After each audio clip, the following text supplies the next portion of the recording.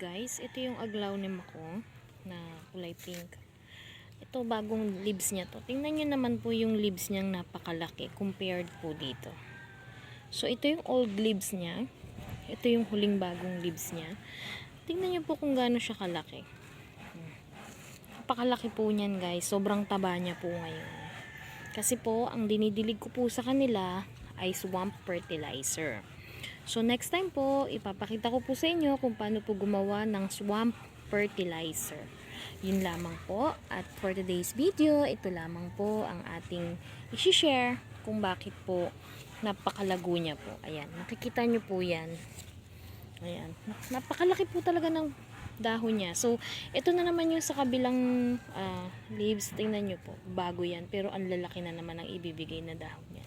Sobrang hiyang po sila sa swamp fertilizer natin. Next time po, abang na lang po ng susunod po nating video. At i-share ko kung paano po yung swamp fertilizer po na ginagamit ko. Thank you po. God bless.